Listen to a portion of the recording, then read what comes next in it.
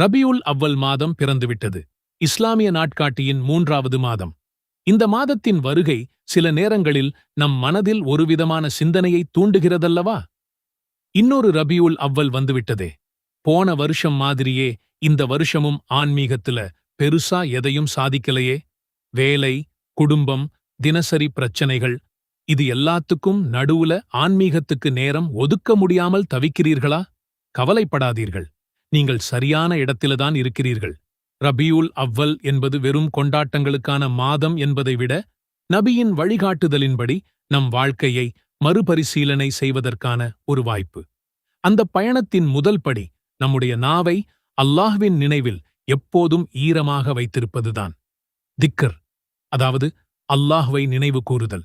இது இஸ்லாத்தில் மிக முக்கியமான ஒரு வணக்கம். அல்லாஹ் குர்ஆனில் அழகாகச் சொல்கிறான், நீங்கள் என்னை நினைவு கூறுங்கள், நானும் உங்களை நினைவு கூறுவேன்.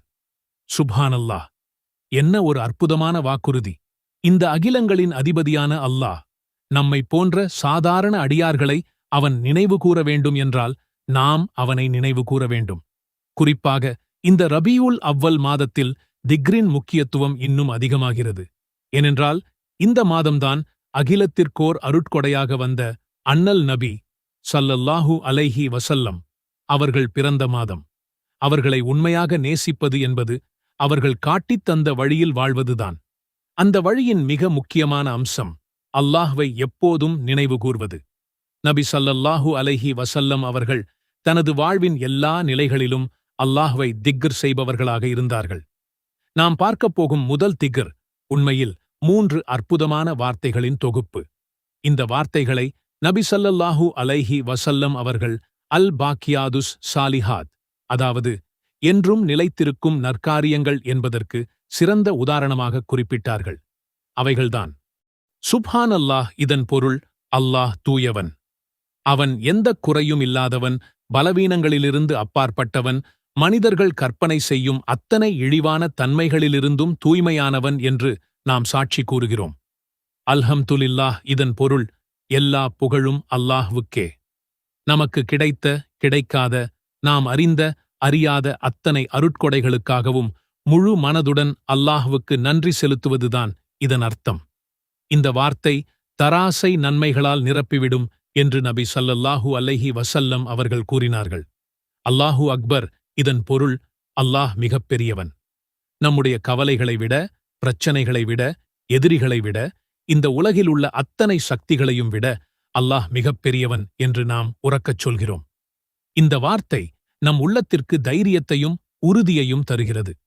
இரண்டாவது திக்ர் ஸலவாத், அதாவது நம்முடைய உயிரை விட மேலான நபி ஸல்லல்லாஹு அலைஹி வஸல்லம் அவர்கள் மீது சலாமும் ஸலவாத்தும் சொல்வது.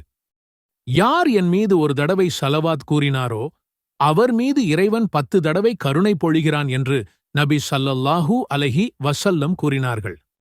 அல்லாஹும்ம ஸல்ல அலா முஹம்மதின் வ அலா ஆலி முஹம்மத். இறைவா, முஹம்மது நபி ஸல்லல்லாஹு அலைஹி வஸல்லம் அவர்கள் மீதும் அவர்களின் குடும்பத்தார் மீதும் உனது அருளை பொழிவாயாக. ஒரு முறை ஸலவாத் சொன்னால் அல்லாஹ் 10 முறை நம் மீது அருள் புரிகிறான். நம்முடைய பாவங்கள் மன்னிக்கப்படுகின்றன, நம்முடைய அந்தஸ்துகள் உயர்த்தப்படுகின்றன. இதைவிட பெரிய பாக்கியம் வேறு என்ன வேண்டும்? மேலும் நபி ஸல்லல்லாஹு அலைஹி வஸல்லம் அவர்கள் கூறினார்கள், கியாமத் நாளில் மனிதர்களில் எனக்கு மிக நெருக்கமானவராக இருப்பவர் என் மீது அதிகமாக ஸலவாத் சொன்னவரே ஆவார். திர்மிதி. நம்முடைய துஆக்கள் ஏற்றுக்கொள்ளப்பட ஸலவாத் ஒரு மிக முக்கிய திறவுகோல். துஆ கேட்கும்போது ஆரம்பத்திலும் இறுதியிலும் நபி ஸல்லல்லாஹு அலைஹி வஸல்லம் அவர்கள் மீது ஸலவாத் சொல்வதை நபித்தோழர்கள் வழக்கமாக கொண்டிருந்தார்கள். இந்த ரபியுல் அவ்வல் மாதத்தை ஸலவாத்தின் மாதமாக மாற்றுங்கள். மூன்றாவதாக, நம் ஆன்மீகப் பயணத்தில் மிக அவசியமான திக்ர் இஸ்திஃபார், அதாவது அல்லாஹ்விடம் பாவ மன்னிப்பு தேடுவது. அதன் மிக எளிமையான வடிவம் அஸ்தஃபிருல்லாஹ் என்று சொல்வது.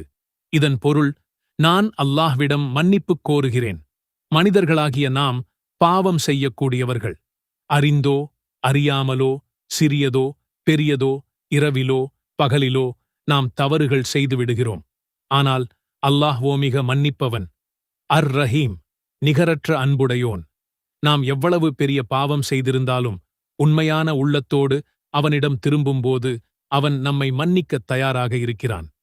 நபி ஸல்லல்லாஹு அலைஹி வஸல்லம் அவர்கள் முன்பின் பாவங்கள் அனைத்தும் மன்னிக்கப்பட்டவர்கள். ஆனாலும் அவர்கள் ஒரு நாளைக்கு 70 முறைக்கும் அதிகமாக, சில அறிவிப்புகளில் 100 முறை இஸ்திஃபார் செய்பவர்களாக இருந்தார்கள். அவர்கள் நமக்காக இந்த வழியை காட்டியிருக்கிறார்கள் என்றால், பாவங்களில் மூழ்கிக் கிடக்கும் நாம் எவ்வளவு அதிகமாக இஸ்திஃபார் செய்ய வேண்டும்?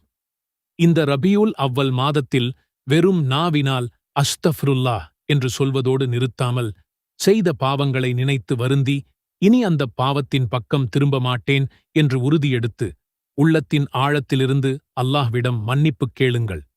குறிப்பாக இரவின் கடைசி பகுதியில் எழுந்து தஹஜுத் தொழுதுவிட்டு கேட்கப்படும் பாவ மன்னிப்பு அல்லாஹ்விற்கு மிகவும் பிரியமானது. இந்த 3 திக்ர்களும் உங்கள் நாவிற்கு மிகவும் இலகுவானவை, ஆனால் மறுமையில் மகத்தான பலன்களைத் தரக்கூடியவை. இந்த ரபியுல் அவ்வல் மாதத்தை ஒரு தொடக்கமாக வைத்து இந்த திக்ர்களை உங்கள் வாழ்வின் ஒரு அங்கமாக மாற்றிக்கொள்ளுங்கள். உங்கள் நாவை அல்லாஹ்வின் நினைவைக் கொண்டு எப்போதும் ஈரமாக்கிக் கொள்ளுங்கள். நிச்சயமாக அது உங்கள் இருண்ட உள்ளங்களுக்கு ஒளியூட்டும், உங்கள் கவலை தோய்ந்த இதயங்களுக்கு அமைதியைத் தரும், மேலும் உங்களை உங்கள் இறைவனுக்கு மிக நெருக்கமான அடியானாக மாற்றும்.